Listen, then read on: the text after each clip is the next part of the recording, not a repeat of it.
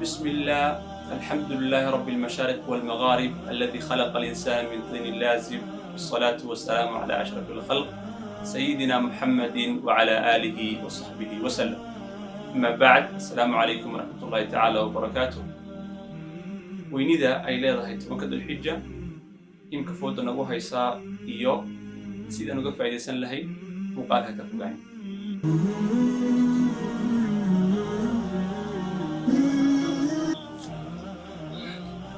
tobanka Dul-xijja waa toban aad u muhiim ah. waxaanu ka hadli doonaa qaabkaan uga faa'iidaysan lahayn. waxaanu qodobayn doonaa sida ay u kala horeyn doonaan insha Allahu tacaala.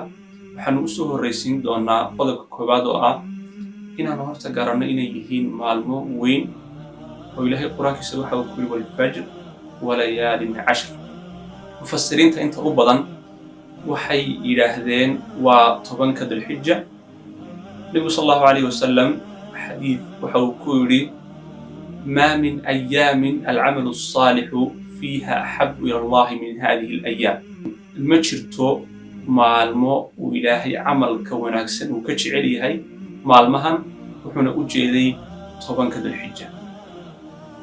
saxaabada waxay weydiiyeen ridwaanullahi calayhim wala jihaadu fii sabiilillah, xitaa waxa ka fadli badan tobanka maalmood camal aad qabatay. tusaale ahaan oo kale sadaqaad la baxday, qur'aan aad akhriday. waxa u yar waxa weeyaan in aad dhagax dadka dhibay ama qodax dadka dhibaysa aad wadada ka qaado. camalu saalix haddii la yidhaahdo camal kasta oo wanaagsan uu noqonaya. inaad wax wanaagsan farto, waxun ka reebto way noqonaysaa. inaad dad wax wanaagsan u tilmaanto, inaad qof dhibban aad dhibtii haysay aad ka caawiso ama aad ka faydo. run ahaantii way fara badan tahay acmaasha la qaban kara xilligan. waxaa lagu jiraa xilliyo adag. waa xilligii waxaan odhan lahaa ugu wanaagsanayd ee uu qofku camal ugu samayn lahaa. waxa uu Nabigu sallallahu alayhi wasallam markaa ka soo reebay qof jihaadka tegay oo naftiisii iyo maalkiisiiba galay oo Ilaahay dartii u galay oo labadii midna la soo noqon waayey. maalkiisii la soo noqon waayey, la soo noqon waayey naftiisii oo labadiiba ku waayey. kaasuu Nabigu sallallahu alayhi wasallam ka reebay jihaadka.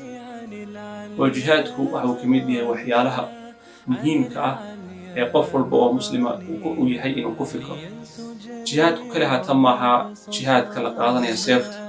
jihaadku waxay noqonaysaa jihaadu nafsi baa ugu horeysa, inaad adigu naftaada la jihaado oo kula jihaado wax xalbaalo wixii macsiyo ah oo naftaada aad kula dadaasho waxa uu Ilaahay u raalli ka yahay.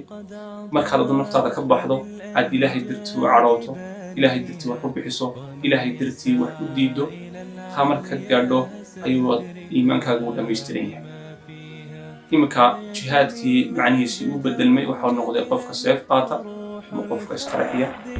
jihaadka iminka macnayaashiisii way fara bateen, laakiin jihaadka macnaha saxda uu leeyahay waa kaas. oo Nabigu sallallahu alayhi wasallam waxaa la weydiiyey jihaadku kee weeyaan.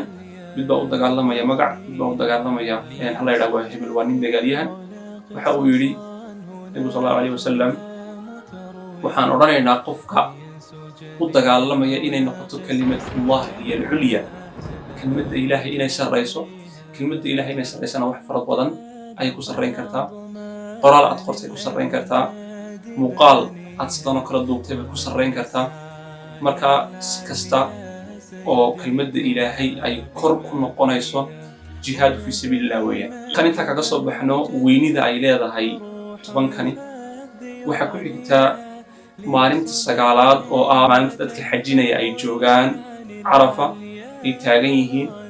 maalintaas waxa uu Nabigu sallallahu alayhi wasallam si ficil ah iyo si dhawaqaba ugu dhiirigeliyay in la soomo, marka laga reebo dadka xujaajta oo iyagu aanan soomaynin, oo maadaama iyaga laftiraantoodu ay joogaan meel weyn oo Ilaahay ay baryayaan inuu dembigoogii dhaafo oo uu xajka ka aqbalo.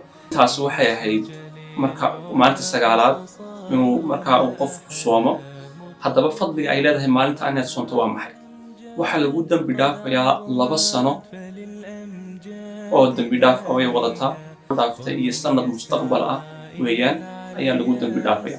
Marka waa maalin muhiim ah in ay tahay in aan u soono, oo haddii aad karayso oo muxuu ahaa tahay qof karaya oo awoodii u leh inuu soomo, inaad soonto ood ka faa'iidaysato run ahaantii fursaddaa weyn.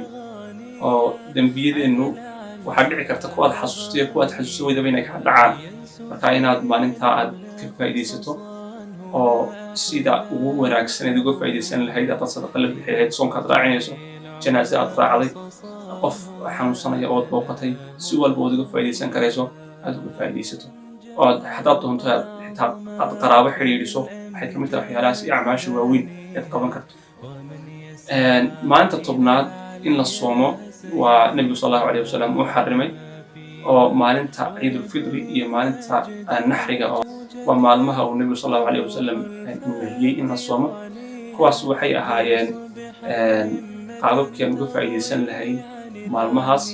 sidoo kale waxyaalaha aadka u muhiimka ah inaan ka faa'iidaysan ay tahay waa in aan badino tahliisha oo laa ilaaha illa allah, inaan badino taxmiidka oo nidhaahno alxamdulilah, inaan badino takbiirta oo nidhaahno allahu akbar.